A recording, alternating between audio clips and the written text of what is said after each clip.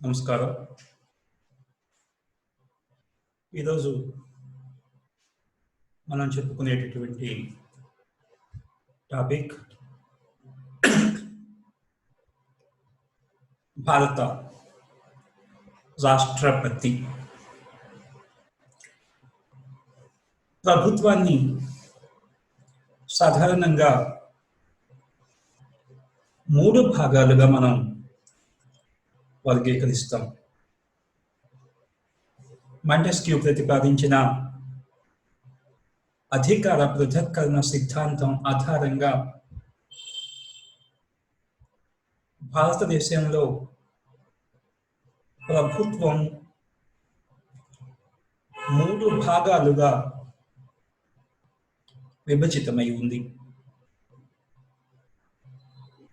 మొదటిది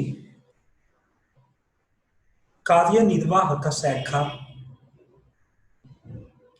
రెండవది శాసన నిర్మాణ శాఖ, మూడవది న్యాయశాఖ. కార్యనిర్వాహక శాఖ, శాసన నిర్మాణ శాఖ, న్యాయశాఖ అని ప్రభుత్వాన్ని 3 భాగాలుగా మనం వర్గీకరించుకోవచ్చు. శాసనాలను తయారు చేసేటటువంటి బాధ్యత శాసన నిర్మాణ శాఖదైతే, ఆ శాసనాలను అమలు చేసేటటువంటి బాధ్యత కార్యనిర్వాహక శాఖ నిర్వహిస్తుంది. శాసనశాఖ శాసనాలను సక్రమంగా తయారు చేస్తున్నది లేనిది, అంటే రాజ్యాంగానికి లోబడి శాసనాలు రూపొందుతున్నాయా లేదా, రాజ్యాంగానికి లోబడి ఆ శాసనాలు అమలవుతున్నాయా లేదా అనే విషయాన్ని న్యాయశాఖ పరిశీలిస్తుంది. సో భారతదేశంలో ఈ 3 భాగాలుగా ప్రభుత్వం ఏర్పడింది. కార్యనిర్వాహక శాఖకు ఎవరైతే అధిపతిగా ఉంటాడో అతడు మిగిలిన 2 శాఖలకు కూడాను నాయకుడిగా ఉంటాడు. కార్యనిర్వాహక శాఖ అధిపతి మొత్తం ప్రభుత్వానికి అధిపతిగా ఉంటాడు. కార్యనిర్వాహక శాఖ అధిపతి రాష్ట్రపతి కాబట్టి శాసనశాఖకు న్యాయశాఖకు కూడా అతడే అధిపతిగా ఉంటాడు. అంటే మొత్తం ప్రభుత్వానికి అధిపతి రాష్ట్రపతి. కార్యనిర్వాహక శాఖలో రాష్ట్రపతి, మంత్రిమండలి మరియు ఉద్యోగులు. రాష్ట్రపతి, మంత్రిమండలి, ఉద్యోగులు కార్యనిర్వాహక శాఖలో భాగస్థులుగా ఉంటారు. శాసన నిర్మాణ శాఖలో రాష్ట్రపతి, మంత్రిమండలి, పార్లమెంట్. రాష్ట్రపతి, మంత్రిమండలి, పార్లమెంట్ శాసన నిర్మాణ శాఖలో భాగంగా ఉంటారు. న్యాయశాఖలో రాష్ట్రపతి, సుప్రీంకోర్టు, హైకోర్టులు భాగస్థులుగా ఉంటారు. కాబట్టి ఈ 3 విభాగాలను కలిపి మనం ప్రభుత్వం అంటాం. అంటే ప్రభుత్వం ప్రధానంగా 3 పనులు నిర్వర్తిస్తుంది. ఒకటి, శాసనాలను తయారు చేయడం. ఆ బాధ్యతను నిర్వర్తించేటటువంటి విభాగాన్నే మనం శాసన నిర్మాణ శాఖ అన్నాం. రెండవది, శాసనాలను అమలు చేయడం. ఈ శాసనాలను అమలు చేసేదానినే మనం కార్యనిర్వాహక శాఖ అన్నాం, ఎగ్జిక్యూటివ్ అంటాం. శాసనాలను సంరక్షించేటటువంటి విభాగాన్ని న్యాయశాఖ అన్నాం. ఈ మూడింటిని కలిపి మనం ప్రభుత్వం అని చెప్పి పిలుస్తాం. ప్రభుత్వ అధిపతి రాష్ట్రపతి. ఎందుకంటే కార్యనిర్వాహక శాఖ అధిపతే ప్రభుత్వ అధిపతిగా ఉంటాడు. భారత రాజ్యాంగం భారతదేశంలో పార్లమెంటరీ తరహా ప్రజాస్వామ్యాన్ని ప్రతిపాదించింది. పార్లమెంటరీ తరహా ప్రజాస్వామ్యం అంటే కార్యనిర్వాహక శాఖ శాసనశాఖకు లోబడి పనిచేస్తుంది. పార్లమెంట్ ఇష్ట ప్రకారం కార్యనిర్వాహక శాఖ పనిచేయాలి. దాన్ని మనం పార్లమెంటరీ ప్రజాస్వామ్యం అంటాం. సో భారతదేశం పార్లమెంటరీ తరహా ప్రజాస్వామ్యాన్ని అనుసరించింది. భారత రాజ్యాంగం ప్రకారం రాజ్యాంగంలోని 52వ నిబంధన భారతదేశ పరిపాలన కోసం ఒక రాష్ట్రపతి నియమించబడతాడు అని చెప్తోంది. భారతదేశ పరిపాలన చూడటం కోసం ఒక రాష్ట్రపతి ఉంటాడు. కనుక భారత ప్రభుత్వ అధినేత రాష్ట్రపతి. రాష్ట్రపతికి ఉన్నటువంటి స్థానం ఏంటి అంటే, భారత రాష్ట్రపతి రాజ్యాంగ రీత్యా భారత రాజ్యానికి అధినేత. ఆయనే ప్రథమ పౌరుడు. భారత జాతి గౌరవ ప్రతిష్టతకు, ప్రజల ఆశలకు ఆకాంక్షలకు ఆయన ప్రతిరూపం. రాజ్య సర్వాధికారాలు రాష్ట్రపతికే చెందుతాయి. రాజ్యాంగ మూల శాసనాన్ని కాపాడవలసిన బాధ్యత రాష్ట్రపతి మీదే ఉంటుంది.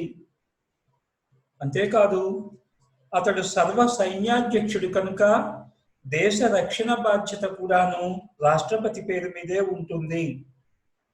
కనుక రాష్ట్రపతికి రాజ్యాంగ రీత్యా సర్వాధికారాలున్నాయి.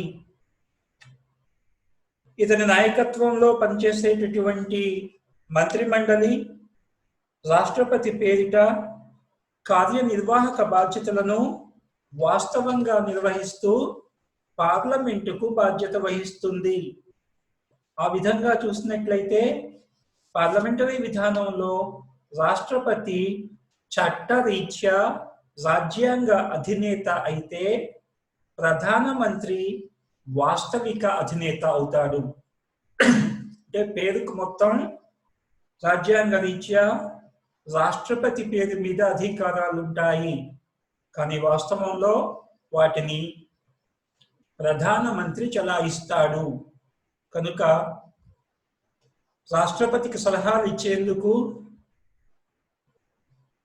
ప్రధానమంత్రి నాయకత్వంలో ఒక మంత్రి మండలి ఉంటుంది. పాలనా విషయాలలో సలహాలు ఇచ్చేందుకు, రాష్ట్రపతికి సలహాలు ఇచ్చేందుకు ఒక మంత్రి మండలి ప్రధాని నాయకత్వంలో ఉంటుంది అని చెప్పి రాజ్యాంగం చెప్తోంది.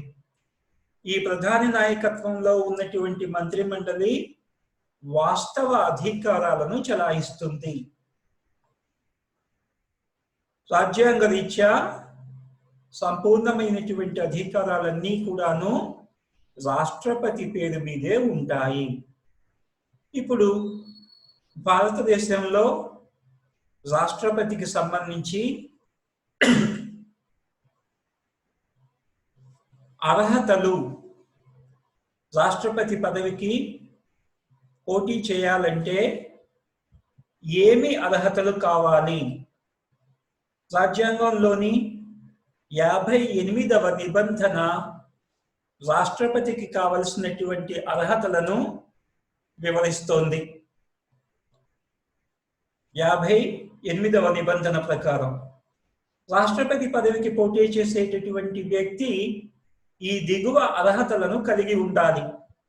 అవేమిటి అంటే, ఒకటి, భారతీయ పౌరుడై ఉండాలి. భారతదేశంలో నివసించేటటువంటి వ్యక్తి అయి ఉండాలి. భారతదేశ పౌరసత్వాన్ని అతడు కలిగి ఉండాలి. అలాగే 35 సంవత్సరాల వయస్సు నిండి ఉండాలి. 35 సంవత్సరాల వయసు అతనికి నిండి ఉండాలి. తరువాత లోక్సభ సభ్యుడిగా ఎన్నిక కావడానికి కావలసిన అర్హతలన్నీ అతనికి ఉండాలి. లోక్సభ సభ్యుడిగా పోటీ చేయాలంటే ఏమేం అర్హతలైతే ఉండాలో ఆ అర్హతలన్నీ కూడాను అతడు కలిగి ఉండాలి. తర్వాత కేంద్రంలో కానీ రాష్ట్రంలో కానీ ప్రభుత్వ ఆదాయం పొందే ఉద్యోగి అయి ఉండకూడదు. కేంద్ర సంస్థల్లో కానీ రాష్ట్ర సంస్థల్లో కానీ ఉద్యోగిగా ఉండకూడదు. ఒకవేళ ఉద్యోగిగా ఉంటే పదవికి పోటీ చేయడానికి ముందే ఉద్యోగానికి రిజైన్ చేయాలి. ఒకవేళ పార్లమెంట్ సభ్యుడిగా కానీ రాష్ట్ర శాసన సభ్యుడిగా కానీ కనుక ఉన్నట్లయితే రాష్ట్రపతి పదవికి ఎన్నికైన తరువాత పదవీ ప్రమాణ స్వీకారం చేసేటటువంటి రోజుకి ముందు అతడు ఆ పదవిని వదులుకోవాలి. అంటే ఎమ్మెల్యే పదవిని కానీ ఎంపీ పదవి కానీ గెలిచిన తర్వాత ప్రమాణ స్వీకారం చేయటానికి ముందు వదులుకోవాలి. ఉద్యోగం కనుక అయినట్లయితే పోటీ చేయడానికి ముందే వదులుకోవాలి. ఒకవేళ ఎమ్మెల్యే కానీ ఎంపీ కానీ అయితే గెలిచిన తర్వాత పదవీ స్వీకార ప్రమాణం చేసే ముందు వదులుకోవాలి, లేదా ఆటోమేటిక్గా రద్దు అవుతుంది. సో ఈ నిబంధన క్రింద ఫక్రుద్దీన్ అలీ అహ్మద్, నీలం సంజీవ రెడ్డి రాష్ట్రపతులుగా పోటీ చేసిన తర్వాత వాళ్ళ పదవుల్ని కోల్పోయారు. ఆ తర్వాత కనీసం రాష్ట్రపతి పదవికి పోటీ చేయాలి అంటే ఎలక్టరల్ కాలేజ్లో కనీసం 50 మంది సభ్యులు ప్రపోజ్ చేయాలి. కంటెస్ట్ చేయటానికి మాకు అంగీకారమే అని చెప్పి 50 మంది ఎలక్టరల్ కాలేజీ సభ్యులు ప్రపోజ్ చేయాలి. ఈ 50 మంది సభ్యుల్లో అంటే 50 మంది ఎంపీలు కావచ్చు, ఎమ్మెల్యేలు కావచ్చు. కానీ 50 మందిలో అవుట్ ఆఫ్ 50 ఖచ్చితంగా 12 మంది మాత్రం ఎంపీలై ఉండాలి. రాజ్యసభకు కానీ లోక్సభకు కానీ చెందినటువంటి 12 మంది సభ్యులు ఖచ్చితంగా ఉండాలి. ఈ 50 మంది సభ్యులు ప్రపోజ్ చేస్తేనే నామినేషన్ వేయటానికి అర్హుడవుతాడు, లేకపోతే నామినేషన్ వేయటానికి వీల్లేదు. కనుక ఆ అర్హతలతో పాటు 50 మంది అతని సభ్యత్వాన్ని బలపరచాలి. ఆ తర్వాత నామినేషన్ వేయటానికి గాను 15,000 రూపాయల్ని ఎన్నికల అధికారికి డిపాజిట్గా చెల్లించాలి. నామినేషన్ పత్రాలు సమర్పించేటప్పుడు రాష్ట్రపతి అభ్యర్థిగా పోటీ చేసేటటువంటి వ్యక్తి 15,000 రూపాయలు డిపాజిట్ కట్టాలి. ఎన్నిక పూర్తయిన తరువాత 1/6 వంతు ఓట్లు కంటే అతనికి తక్కువ వస్తే, అంటే ప్రతి 6 ఒక ఓటు రావాలి, అంతకంటే తక్కువ వస్తే డిపాజిట్ గల్లంతవుతుంది. అంటే తిరిగి అతని డిపాజిట్ను చెల్లించవలసిన అవసరం ఉండదు. సో రాష్ట్రపతి పదవికి పోటీ చేయాలి అంటే భారతీయ పౌరుడై ఉండాలి, 35 సంవత్సరాల వయసు నిండి ఉండాలి. లోక్సభ సభ్యుడిగా ఎన్నిక కావడానికి కావలసిన అన్ని అర్హతలు ఉండాలి. కేంద్రంలో కానీ రాష్ట్రంలో కానీ ప్రభుత్వ ఉద్యోగి అయి ఉండకూడదు. ఒకవేళ పార్లమెంట్ సభ్యుడు కానీ రాష్ట్ర శాసనసభ సభ్యుడు కానీ అయి ఉన్నట్లయితే గెలిచిన తరువాత ఆ సభ్యత్వానికి రాజీనామా చేయాలి. ఆ తరువాత 50 మంది ఎలక్టరల్ కాలేజ్ సభ్యులు అతన్ని ప్రపోజ్ చేయాలి. ఈ 50 మందిలో కనీసం 12 మంది పార్లమెంటు సభ్యులై ఉండాలి. ఎన్నికల్లో పోటీ చేయడానికి డిపాజిట్గా 15,000 రూపాయలు నామినేషన్ వేసేటప్పుడే చెల్లించాలి. 1/6 ఓట్స్ వస్తేనే ఆ డిపాజిట్ తిరిగి చెల్లించబడుతుంది, లేకపోతే డిపాజిట్ కోల్పోయినట్లుగా ప్రకటింపబడతాడు. ఇది రాష్ట్రపతి పదవికి పోటీ చేయడానికి కావలసినటువంటి అర్హతలు. ఇక రాష్ట్రపతిగా ఎన్నికైన తరువాత ప్రమాణ స్వీకారం విషయానికి వచ్చినట్లయితే భారత రాజ్యాంగం ఆర్టికల్ 60 ప్రకారం భారత సుప్రీంకోర్టు ప్రధాన న్యాయమూర్తి చేత ప్రమాణ స్వీకారం చేస్తాడు. రాజ్యాంగాన్ని కాపాడతానని, రాజ్యాంగాన్ని ఉల్లంఘించకుండా రాజ్యాంగ నియమాల ప్రకారం నడుచుకుంటానని మనస్సాక్షిగా కానీ భగవంతుని సాక్షిగా కానీ ప్రమాణం చేయాలి. ప్రమాణం చేసిన రోజు నుంచి 5 సంవత్సరాల కాలం పాటు పదవిలో ఉంటాడు. 5 సంవత్సరాల కాల పరిమితి ముగిసిన తరువాత రాష్ట్రపతి పదవికి ఒక అభ్యర్థి ఎన్నిసార్లు పోటీ చేయవచ్చు అనే నిబంధన రాజ్యాంగంలో ఎక్కడా లేదు. ఆర్టికల్ 57 ప్రకారం తిరిగి పోటీ చేయవచ్చు, రెండవసారి రాష్ట్రపతిగా పోటీ చేయవచ్చు.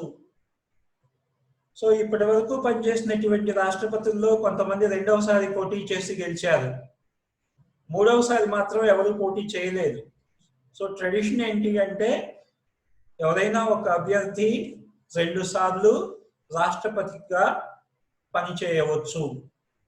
అది రాజ్యాంగ నిబంధన కాదు, కానీ సాంప్రదాయంగా ప్రస్తుతానికి వస్తూ ఉంది. కాబట్టి సుప్రీంకోర్టు చీఫ్ జస్టిస్ చేత ప్రమాణ స్వీకారం చేస్తాడు. రాష్ట్రపతిగా పదవీకాలం ముగిసిన తరువాత ఇంకొకసారి పోటీ చేసేటటువంటి అవకాశం ఉంది. రాష్ట్రపతి జీతభత్యాల విషయానికి వచ్చినట్లయితే ప్రస్తుతం రాష్ట్రపతికి నెలకు 5 లక్షల రూపాయల వేతనం చెల్లించబడుతోంది. అంతేకాకుండా రాజ్యాంగంలోని 59 అధికరణం ప్రకారం రాష్ట్రపతి జీతభత్యాలు, ప్రత్యేక సదుపాయాలు పార్లమెంట్ కల్పిస్తుంది. ప్రారంభంలో రాష్ట్రపతి వేతనం నెలకు 10,000 ఉండేది. ప్రస్తుతం ఇది 5 లక్షలకు పెంచబడింది. ఇవి కాక సంవత్సరానికి ప్రయాణానికి, ఉద్యోగులకు, విందులకు, ఇతర వినోదాల ఖర్చు నిమిత్తం కొంత ఇవ్వబడుతుంది. తరువాత పదవీ విరమణ చేసిన తరువాత నెలకు 1,50,000 రూపాయలు పెన్షన్ కూడాను ఇస్తారు. రాష్ట్రపతి పదవిలో ఉండగా ఆయన జీతభత్యాలను తగ్గించేటటువంటి అధికారం మాత్రం ఎవ్వరికీ లేదు.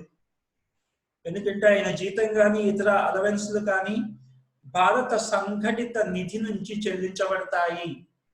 దీని మీద పార్లమెంటు కూడా అధికారం లేదు. కనుక రాష్ట్రపతి జీతభత్యాలు తగ్గించడానికి కానీ అవకాశం లేదు. రాష్ట్రపతి జీతం మొత్తం కూడాను ఆదాయ పన్ను పరిధిలోకి వస్తుంది. ఆదాయ పన్ను చెల్లించాల్సి ఉంటుంది. రాష్ట్రపతి కంటే ఎవరికి ఎక్కువ జీతం రావడానికి వీల్లేదు. ఎందుకంటే ఆయన ప్రథమ పౌరుడు కాబట్టి అందరికంటే ఎక్కువ వేతనం రాష్ట్రపతికి చెల్లించబడుతుంది. ఇతర సౌకర్యాల విషయానికి వచ్చినట్లయితే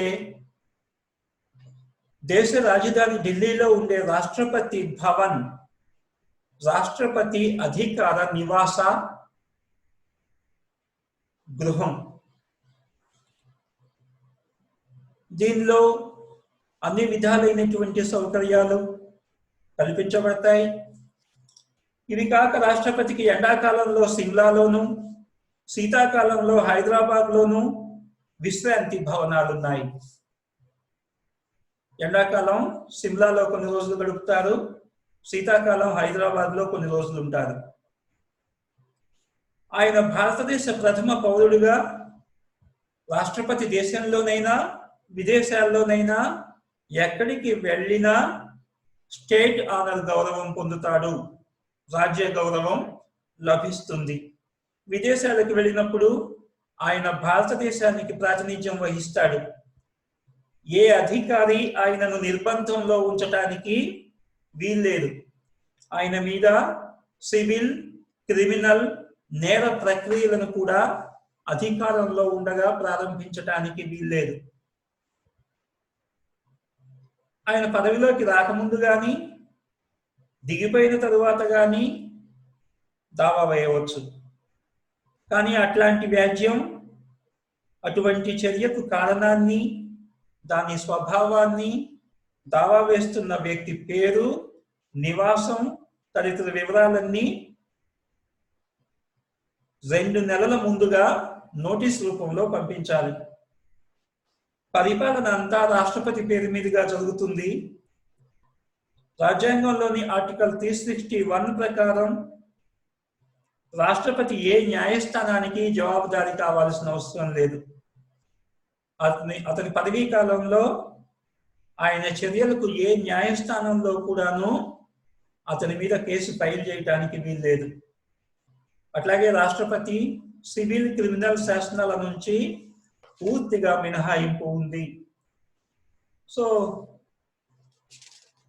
ఇవి రాష్ట్రపతికి సంబంధించి వేతనాలు, అతనికి ఇచ్చేటటువంటి ఇతర అలవెన్సులు. ఇక రాష్ట్రపతి తొలగించేటటువంటి విధానం భారత రాజ్యాంగంలోని ఆర్టికల్ 61 రాష్ట్రపతి తొలగింపు గురించి ప్రస్తావిస్తోంది. రాష్ట్రపతిని తొలగించేటటువంటి తీర్మానాన్ని ఇంపీచ్మెంట్ మోషన్ అని చెప్పి పిలుస్తారు. మహాభియోగ తీర్మానం అంటాం దీన్నే. మహాభియోగ తీర్మానం.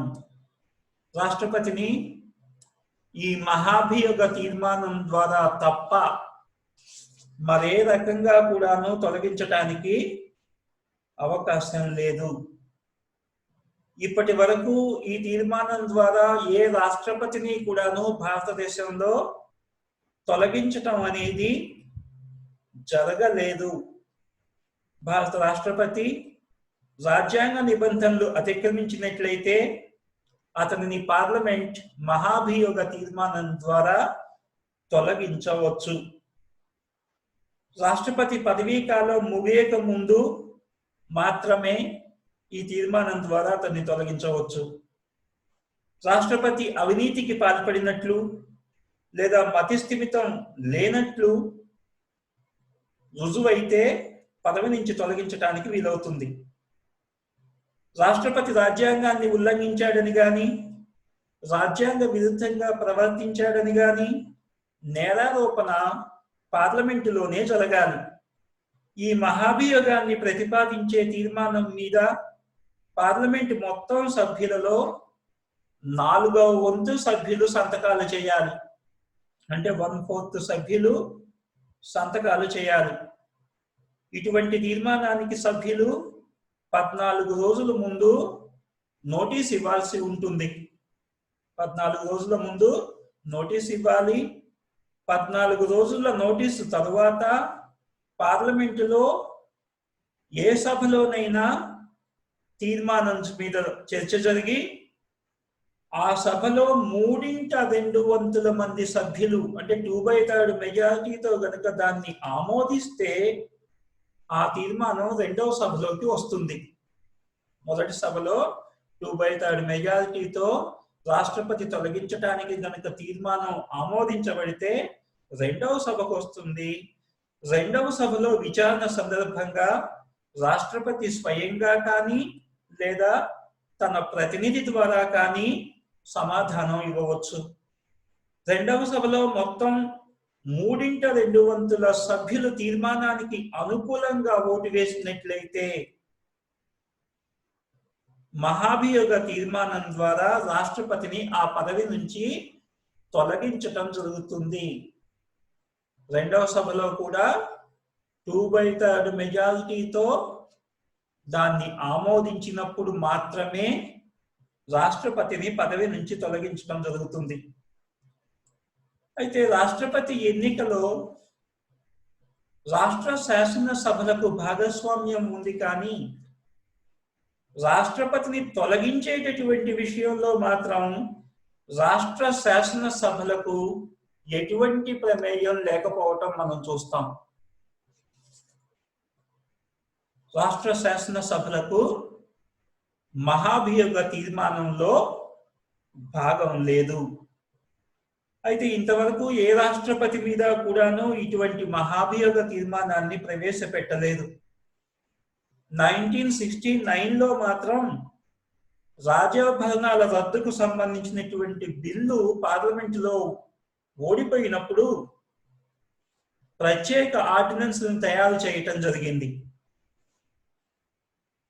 అప్పటి రాష్ట్రపతి రష్యాలో పర్యటిస్తున్నందున అక్కడికి పంపించి ఆర్డినెన్స్ మీద సంతకం పెట్టించారు. వేరే భూభాగంలో ఉండి ఆర్డినెన్స్ మీద సంతకం పెట్టడం అనేది రాజ్యాంగ ఉల్లంఘన అని చెప్పి భావించి మహాభియోగ తీర్మానం పెడతామని చెప్పి ప్రతిపక్షాలు ప్రకటించి, కానీ చివరికి ఆ ప్రయత్నాన్ని విరమించుకున్నాయి. కనుక ఇప్పటి వరకు ఏ రాష్ట్రపతికి కూడాను వ్యతిరేకంగా మహాభియోగ తీర్మానం పెట్టలేదు. ఉద్యోగ కాలంలో రాజ్యాంగ ఉల్లంఘన నేరానికి తప్పి మరి ఏ నేరానికి కూడాను రాష్ట్రపతిని విచారించడానికి ఎవరికి అవకాశం లేదు. అనారోగ్యం వల్ల కానీ మరే ఇతర కారణాల వల్ల కానీ రాష్ట్రపతి తన ఉద్యోగ విధులను నిర్వర్తించలేనప్పుడు తాత్కాలికంగా ఆ బాధ్యతలను ఉపరాష్ట్రపతి నిర్వహిస్తాడు.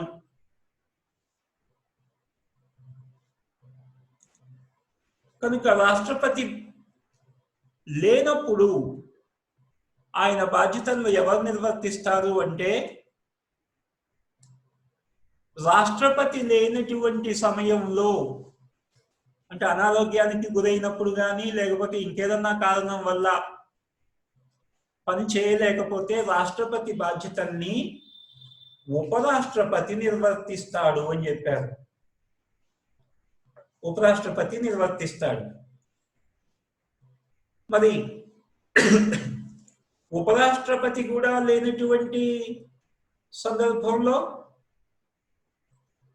ఎవరు నిర్వర్తించాలి అనేది రాజ్యాంగంలో పేర్కొనబడలేదు.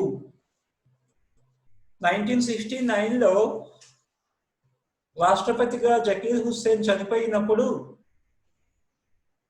రాష్ట్రపతి బాధ్యతల్ని ఉపరాష్ట్రపతి వివి గిరి చేపట్టాడు. ఆ తర్వాత వివి గిరి రాష్ట్రపతి పదవికి పోటీ చేయడం కోసం ఉపరాష్ట్ర పదవికి రాజీనామా చేశాడు. దాంతో రాష్ట్రపతి ఉపరాష్ట్రపతి రెండు పదవులు కూడాను ఖాళీ అయ్యాయి. మరి రెండూ లేనప్పుడు ఎవరు నిర్వర్తించాలనేది రాజ్యాంగంలో లేదు కాబట్టి పార్లమెంటు శాసనం ద్వారా రాష్ట్రపతి ఉపరాష్ట్రపతి ఇద్దరు పదవిలో లేనప్పుడు రాష్ట్రపతి బాధ్యతల్ని సుప్రీంకోర్టు ప్రధాన న్యాయమూర్తి నిర్వర్తిస్తాడు అని చెప్పి రాజ్యాంగ సవరణ చేయటం జరిగింది. ఆ ప్రకారం వివి గిరి రాజీనామా చేసినప్పుడు అప్పటి సుప్రీంకోర్టు ప్రధాన న్యాయమూర్తి అయిన జస్టిస్ హిదయతుల్లా తాత్కాలిక రాష్ట్రపతిగా బాధ్యతలు నిర్వర్తించాడు. సో ఇప్పుడు రాష్ట్రపతి కానీ ఉపరాష్ట్రపతి కానీ లేనట్లయితే ఆ బాధ్యతల్ని సుప్రీంకోర్టు ప్రధాన న్యాయమూర్తి నిర్వర్తిస్తాడు. కాబట్టి పాలనా వ్యవహారాలను నిర్వర్తించడం కోసం రాష్ట్రపతి ఉంటాడు, ఉపరాష్ట్రపతి. వీళ్ళిద్దరూ లేనటువంటి సమయంలో సుప్రీంకోర్టు ప్రధాన న్యాయమూర్తి తాత్కాలిక రాష్ట్రపతిగా వ్యవహరిస్తాడు. ఇప్పటి వరకు సాధారణంగా ఎక్కువ మంది రాష్ట్రపతులను పంపించినటువంటి ఘనత ఆంధ్రప్రదేశ్కు దక్కితే ఎక్కువ మంది ప్రధానమంత్రుల్ని పంపించినటువంటి ఘనత ఉత్తరప్రదేశ్కు దక్కుతుంది. రాష్ట్రపతిగా ఇప్పటి వరకు ఎన్నికైన వారందరూ కూడాను అధికార పక్షం బలపరిచినటువంటి వాళ్ళే ఎన్నికయ్యారు. ఎవరైతే అధికారంలో ఉంటారో వాళ్ళు బలపరిచినటువంటి వ్యక్తులే రాష్ట్రపతిగా ఎన్నికయ్యారు. ఒక్క బివి గిరి మాత్రం ఇండిపెండెంట్ గా పోటీ చేసి గెలిచాడు. అఫ్ కోర్స్ అధికార పక్షం సపోర్ట్ ఉందనుకోండి, కానీ ఇండిపెండెంట్ గా పోటీ చేసి ఆయన గెలవటం జరిగింది. మిగతా వాళ్ళందరూ కూడాను అధికార పక్షం ద్వారా ఎన్నికైనటువంటి సభ్యులే. కనుక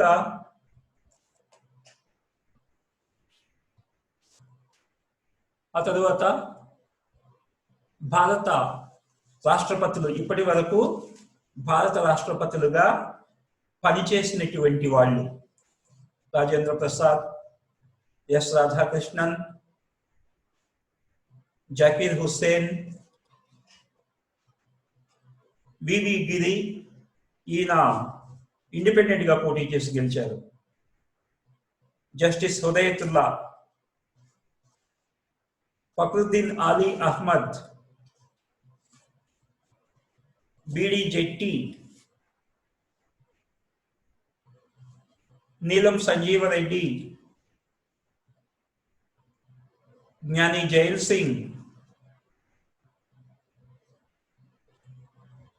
are Venkataraman, Shankar Dayal Sharma, K R Narayanan, APJ Abdul Kalam, Shrimati Pratibha Patil, Pranab Mukherjee. Present మనకు రాష్ట్రపతిగా రామ్నాథ్ కోవింద్ పనిచేస్తున్నారు. ఇది ప్రస్తుతం ఇప్పటి వరకు మనకు పనిచేసినటువంటి రాష్ట్రపతుల వివరాలు. సో రాష్ట్రపతి పదవికి పోటీ చేయడానికి కావలసినటువంటి అర్హతలు, డిపాజిట్, ఎంతమంది ప్రపోజ్ చేయాలి, ప్రమాణ స్వీకారం,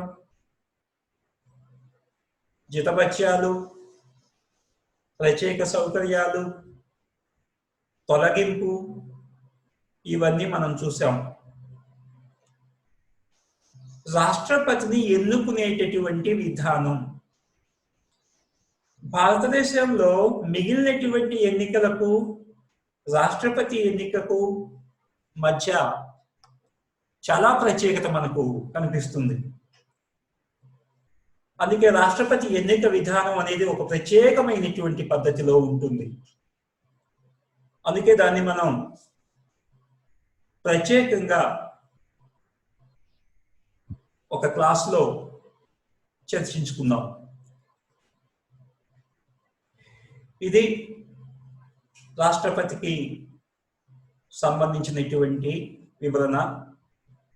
నెక్స్ట్ క్లాస్లో రాష్ట్రపతి ఎన్నిక విధానం. సో ఇప్పటి వరకు చాలా ఓపికగా విన్నటువంటి మీ అందరికీ ధన్యవాదాలు.